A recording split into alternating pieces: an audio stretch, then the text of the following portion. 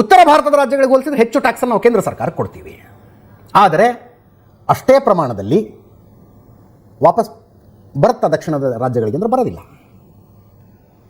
ಅಂದರೆ ನೀವು ಪರ್ಸೆಂಟೇಜ್, ಈಗ ₹1 ನಾನು ಕೊಟ್ಟರೆ ವಾಪಸ್ ಎಷ್ಟು ಪರ್ಸೆಂಟ್ ಬಂತಪ್ಪ ಅಂದರೆ, ಕರ್ನಾಟಕ ₹1 ಕೊಟ್ಟಾಗ ಎಷ್ಟು ವಾಪಸ್ ಬರುತ್ತೋ ಅದಕ್ಕಿಂತ ಎಷ್ಟೋ ಪಟ್ಟು ಜಾಸ್ತಿ ಬಿಹಾರ, ಉತ್ತರಾಖಂಡ, ಉತ್ತರ ಪ್ರದೇಶಗಳಿಗೆ ಹೋಗುತ್ತೆ. ಇದರ ಬಗ್ಗೆ ಪ್ರಶ್ನೆಗಳಿದ್ದಾವೆ ಮತ್ತು ಆ ಪ್ರಶ್ನೆಗಳನ್ನು ಕೇಳೋದ್ರಲ್ಲಿ ಏನೇನೂ ತಪ್ಪಿಲ್ಲ.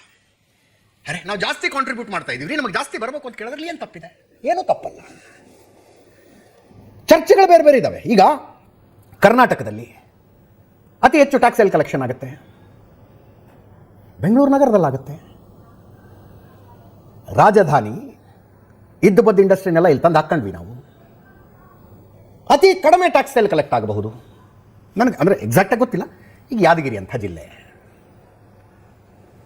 ರಾಯಚೂರು, ಗುಲ್ಬರ್ಗ, ಬೀದರ್ ಇಂಡಸ್ಟ್ರಿಗಳ ಕಡಿಮೆ ಇದ್ದಾವೆ, ವ್ಯಾಪಾರ ವಹಿವಾಟುಗಳ ಕಡಿಮೆ, ಬೆಂಗಳೂರಿಗೆ ಹೋಲಿಸಿದ್ರೆ ಕಡಿಮೆ ಟ್ಯಾಕ್ಸ್ ಕಲೆಕ್ಷನ್ ಆಗು. ಇಲ್ಲಿ ಚಾಮರಾಜನಗರ. ಹಾಗಿದ್ದಾಗ ಬೆಂಗಳೂರಿನವರು ನಾವು ಕೊಟ್ಟಿರುವ ಟ್ಯಾಕ್ಸ್ನಲ್ಲಿ ನೀವು ಯಾಕೆ ಯಾದಗಿರಿ ಡೆವಲಪ್ ಮಾಡ್ತಿದ್ದೀರಿ, ಯಾಕೆ ಬೀದರಿಗೆ ಕೊಡ್ತಾ ಇದ್ದೀರಿ, ಯಾಕೆ ರಾಯಚೂರಿಗೆ, ಕಲಬುರಗಿಗೆ ಕೊಡ್ತಾ ಇದ್ದೀರಿ?